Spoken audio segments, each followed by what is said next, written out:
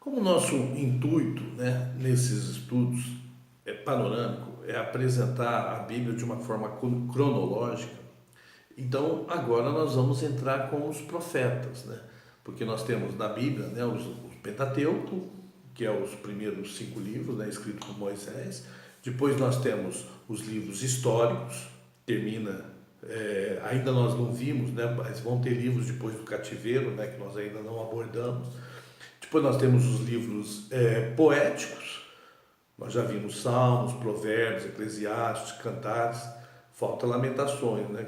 Que entra também como profético, né? Como profetas, porque ele foi escrito por Jeremias. E agora nós vamos entrar então nos livros proféticos.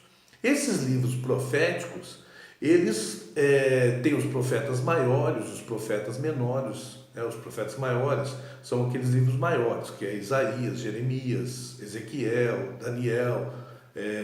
Então, e tem os profetas menores, né, que são os livros menores. Nós não vamos abordar dessa forma, entre profetas maiores e menores. Nós vamos abordar os profetas de acordo com a sua área de atuação e a época em que eles atuavam.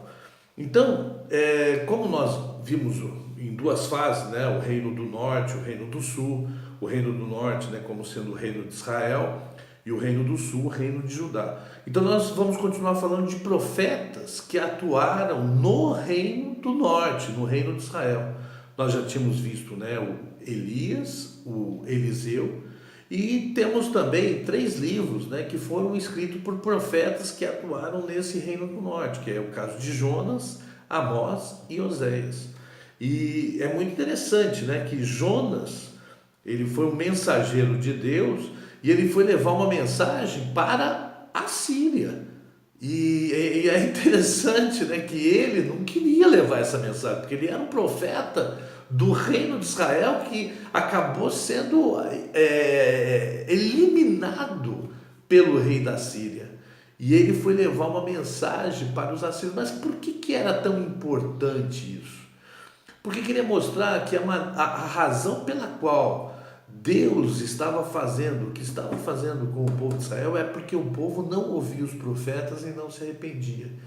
E o fato do povo ter ouvido o profeta Jonas e se arrependido é que trouxe essa condição, né, deles não serem destruídos. A capital deles, que era Nínive, não foi destruída. E é muito interessante, porque Jesus falou, né, que muitos que estão longe vão vir e vão preceder o povo de Israel, porque ouviram. E ele falou, Elias foi enviado tinha muitas viúvas ali, mas ele não foi enviado a nenhuma delas. Ele foi enviado a uma de Sidom. E tinham muitos leprosos no povo de Israel. Mas para quem que Eliseu foi enviado? Foi para Naamã, que era um sírio.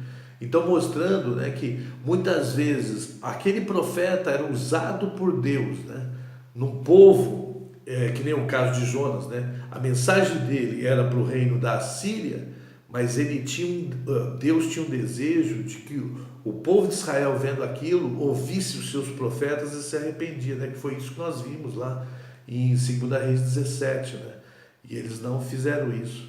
Então o livro de Jonas mostra essa situação, né? Ele querendo fugir do Senhor para não fazer aquilo que o Senhor estava mandando ele fazer, porque ele sabia que se ele falasse, o povo se arrependesse, Deus iria perdoar. E foi exatamente o que aconteceu, né? Então é isso, né? Só deixar uma passagem de Jonas, né? No capítulo 4, versículo 2, fala assim: eu sabia que tu és Deus misericordioso e compassivo, muito paciente, cheio de amor, e que prometes castigar, mas depois te arrependes. Na verdade, te arrependes porque ele não castiga aquele que se arrepende. Jonas pregou em Nínive, a mensagem do livro era para Israel, não para os assírios. Os profetas, há muito chamavam o povo para se arrepender, mas o povo não se arrependia. Então, foi muito interessante, né, essa passagem de Jonas. E depois nós vamos ver mais 2 profetas, né, que é Amós e Oséias também, né?